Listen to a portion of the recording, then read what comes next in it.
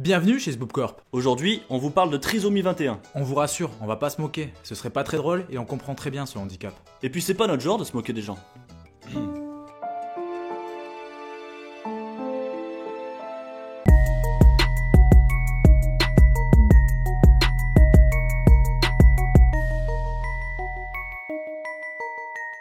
Dans les tendances, on est tombé sur une émission de télé qui parlait des trisomiques en couple. Et très honnêtement, le sujet était vraiment intéressant.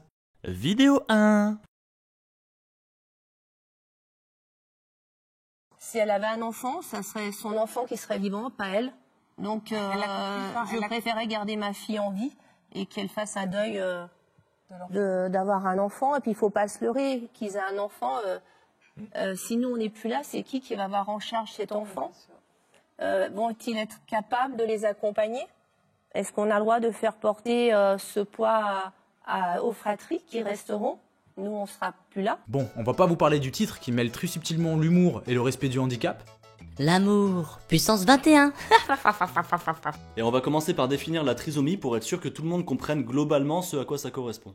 La trisomie 21, ou syndrome de Down, est une anomalie chromosomique congénitale provoquée par la présence d'un chromosome surnuméraire pour la 21e paire. Ces signes cliniques sont très nets, un retard cognitif est observé, associé à des modifications morphologiques particulières. L'un des traits les plus notables est le déficit du développement cognitif, mais on constate aussi dans ce cas des malformations congénitales, comme des cardiopathies. Le QI des enfants atteints de trisomie 21 est extrêmement variable.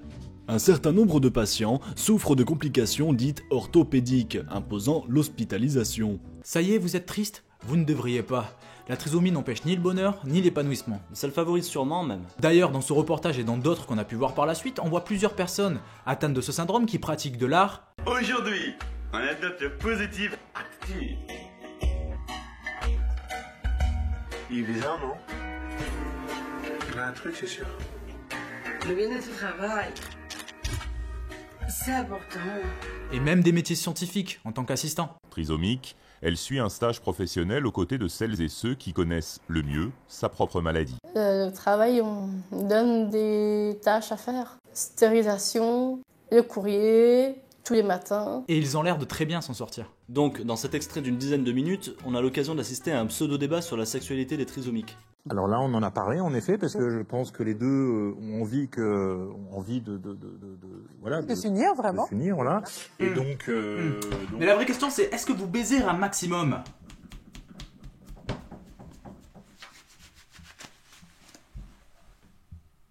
Il s'avère que ce reportage n'était pas réellement intéressant, mais par chance, un an auparavant, ils avaient déjà traité le même sujet.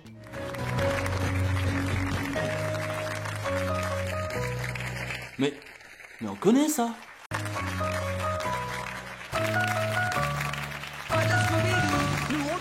Mais plagiat! Plagiat Scooby-Doo! Bah oui! Donc on a un reportage d'1 heure avec comme invité 2 couples trisomiques et un couple mixte, une trisomique avec un homme ordinaire. Et le jour que je l'ai rencontrée, elle m'a bouleversé. Elle vous a bouleversé? Vous n'êtes pas porteur de trisomie 21, Yannick. Tu fais bien de préciser, c'est un cas particulier lui, mais on reviendra dessus plus tard. Pour le moment, on vous fait une présentation rapide des personnages.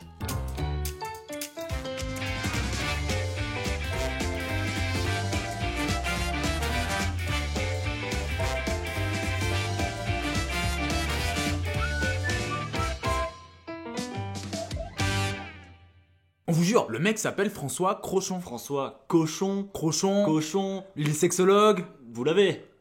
Le monde est vraiment bien fait quand même. L'émission est orientée sur la sexualité et l'amour dans les couples de trisomiques. Est-ce que je peux me permettre de vous demander si vous faites des câlins tous les deux? Est-ce que vous baisez un maximum?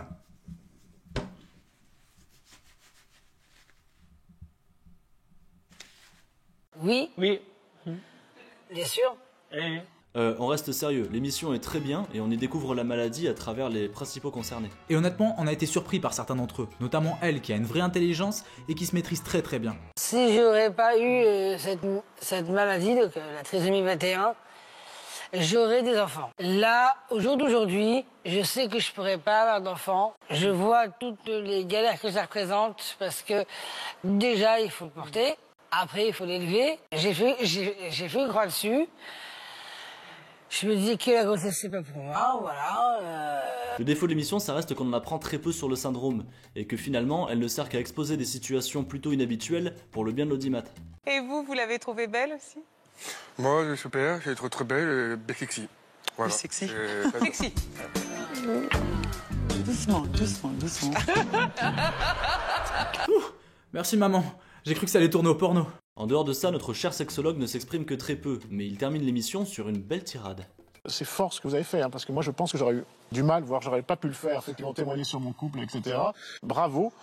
C'est-à-dire que ça présente le handicap, non pas uniquement à travers les difficultés, les limites, mais on a bien vu aujourd'hui autour des compétences que vous pouvez développer.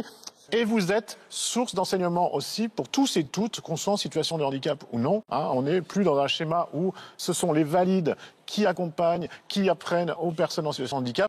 Parfois, on ne trouve pas l'interlocuteur en face, je dirais, le miroir. Mais lorsqu'on a un handicap, on peut aussi être un modèle pour des personnes valides. En tout cas, pour moi, je vous prends comme modèle. Merci beaucoup pour votre témoignage. Mention spéciale pour 2 personnes. La présentatrice qui arrive très bien à gérer un plateau aussi compliqué. Vous vivez en...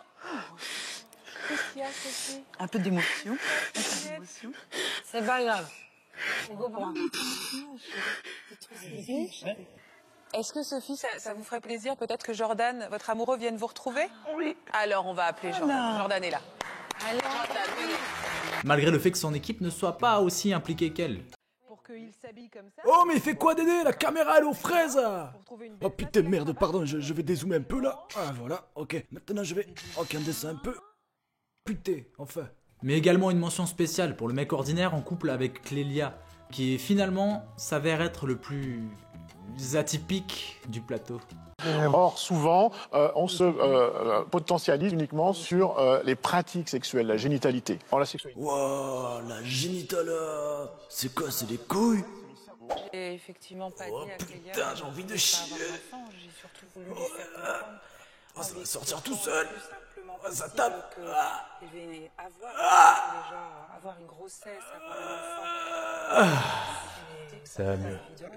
Bon, on n'est pas cool avec lui. Mais on vous conseille d'aller voir l'émission, on l'a mis dans la description, et honnêtement elle a changé notre vision de la trisomie. C'est vraiment pas une maladie facile, ni pour l'individu, ni pour ses parents. Mais bien gérée, avec compréhension et respect, les personnes atteintes deviennent finalement des personnes ordinaires, avec ces notions de sincérité et de pureté qu'il manque à l'humanité. Ah, et tant qu'on parle de trisomie, on va maintenant aborder le sujet de Yann Barthès dans Quotidien. Vidéo 2. Yann Barthès a sorti sur le réseau social Facebook une bonne vidéo bien débile. 17 minutes. 17 minutes. C'est la durée de la vidéo que Facebook a laissé diffuser de la tuerie de Christchurch en Nouvelle-Zélande en direct. Je voudrais juste qu'on s'arrête 2 minutes et que l'on se rende bien compte de ce que fait Facebook à cette société. Pendant 17 minutes, une entreprise américaine autorise la diffusion en direct du massacre de 50 innocents. Des hommes, des femmes et des gamins, dont lui. Moukad Ibrahim, 3 ans, tué en direct sur Facebook. Il aura fallu 17 minutes à Facebook pour réagir et supprimer le compte du terroriste. Et ce n'est même pas eux qui ont réagi, c'est la police néo-zélandaise. Si vous êtes d'accord avec ce que j'ai dit, mettez un pouce bleu et partagez cette vidéo. Ce serait super. Alors désolé, mais on va être salé sur ce sujet, parce que putain que c'est con. Il y a un deuxième extrait de l'équipe du Quotidien en train de mener une énorme enquête. Et juste après, on vous explique pourquoi on leur en veut. Je vous présente Yolanda et Edke, Tobias et Sigrid. Donc on a posté les photos. La première, c'est Gertrude et Christiane. 17 minutes, la vidéo du massacre de Christchurch en direct. Gertrude et Christiane au Cap d'Agde. 59 secondes. Du coup, on a voulu poster la photo de Magda et Johannes à la Grande Motte. 3 minutes. Ils ont mis 3 minutes à la virer. Alors c'est un peu plus long, mais il y a une raison. C'est que dans les 3 minutes, ils ont totalement bloqué le compte Yannou Bartos le Déglingos pendant au moins 24 heures.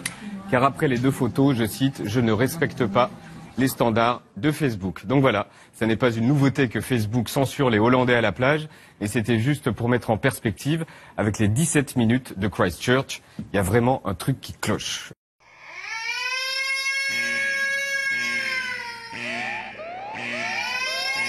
Bon, à partir de maintenant, on fait plus de blagues, donc si vous voulez partir, il n'y a pas de problème, mais abonnez-vous d'abord.